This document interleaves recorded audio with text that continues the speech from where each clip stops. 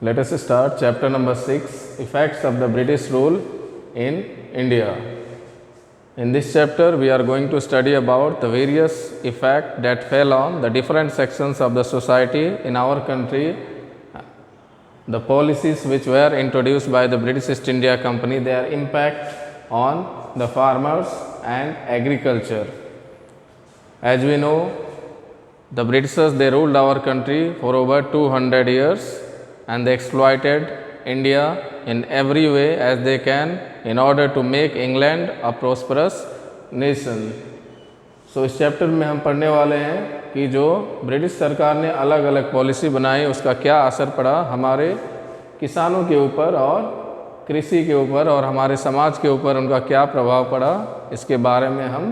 पढ़ेंगे इस चैप्टर में। जैसा कि हम सब जानते हैं, अंग्रेज़ों ने हमारे देश के ऊपर लगभग 200 साल तक रूल किया था, तो उनके पॉलिसी या उन्होंने जो नीतियां बनाई थी उनका क्या असर पड़ा वो हम पढ़ने वाले हैं। इसमें पहला है conditions of farmers and agriculture during the British rule.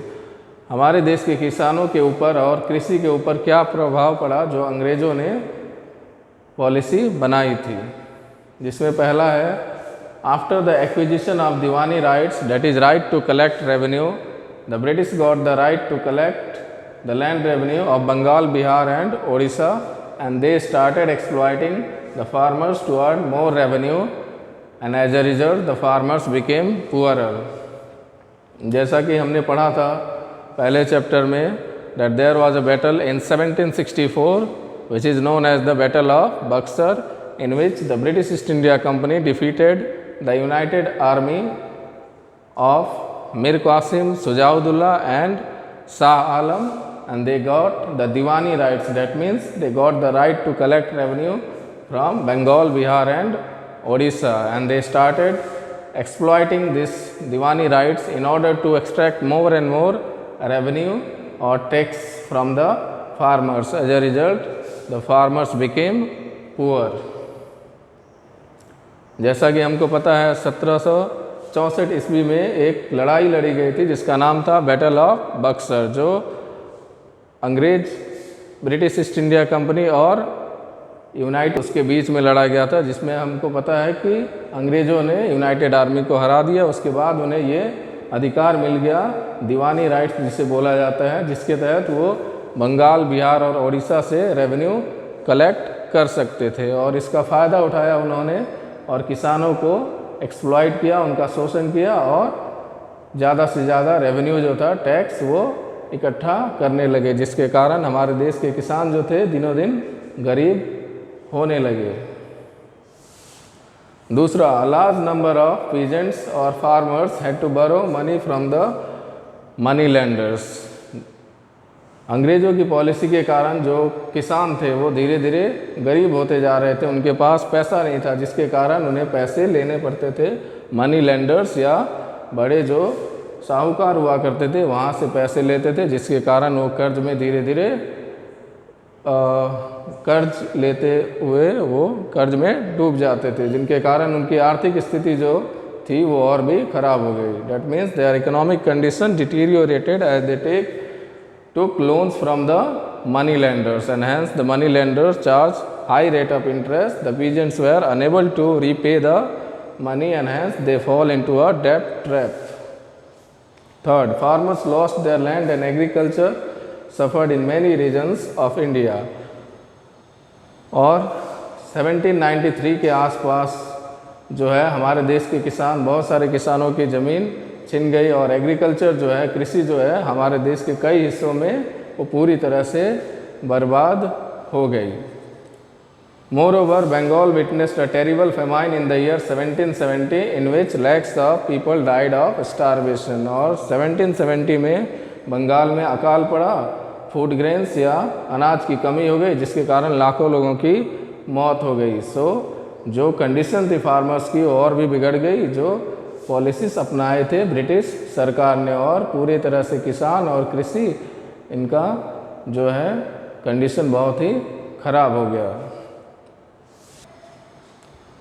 So in 1793, Governor General Lord Cornwallis introduced the Permanent Settlement Act, by which the British East India Company fixed the revenue on annual basis. Since the company was not getting the regular taxation or revenue, so a Governor General named Lord Cornwallis came in 1793 to India, and he introduced the Permanent Settlement Act in the year 1793, and it ensured that the British East India Company would get a regular income or regular tax, and it was fixed on annual basis. क्योंकि अंग्रेज़ों को लगातार जो है regular जो income हो रहा था वो नहीं हुआ, जिसके कारण जो टैक्स थी वो रेगुलर उन्हें मिल नहीं रही थी। सो 1793 में हमारे देश में एक गवर्नर जनरल आया जिसका नाम था लॉर्ड कॉर्नवालिस, और इसने एक नई सिस्टम इंट्रोड्यूस की जिसका नाम था परमानेंट सेटलमेंट एक्ट, जिसके तहत किसानों को फिक्स कर दिया गया कि पूरे साल भर का जो टैक्स होगा वो उन्हें एक साथ चुकाना पड़ेगा, चाहे उनकी खेती हो या ना हो, क्योंकि ये टैक्स ही उनको देना था ज़मीन के ऊपर, और पूरे साल का टैक्स एक बार पे करना था, जिसके कारण दो चीज़ें हुई। This act ensured the regular income और रेवेन्यू फॉर द कंपनी। पहला कि इससे ब्रिटिश ईस्ट इंडिया कंपनी को लगातार रेवेन्यू या इनकम मिलने लगा। दूसरा, this revenue collection was to be done by the landlords, and in this way the British East India Company created a class of loyal Indians for the company। और दूसरा फ़ायदा ये हुआ इस परमानेंट सेटलमेंट एक्ट से कि जो revenue collect करना था वो जिम्मेदारी थी लैंडलॉर्ड या बड़े किसान या ज़मींदारों की, ये जिम्मेदारी थी कि किसानों से ये टैक्स कलेक्ट करके लेकर आएँ और ब्रिटिश ईस्ट इंडिया कंपनी को जमा कर दे, जिसके कारण ब्रिटिश ईस्ट इंडिया कंपनी के पास एक वफादार जो इंडियंस की फ़ौज थी उनके सामने हो गई। सो ये था condition of farmers and agriculture during the British rule. So in the next video will study about the social impact of the company rule in our country.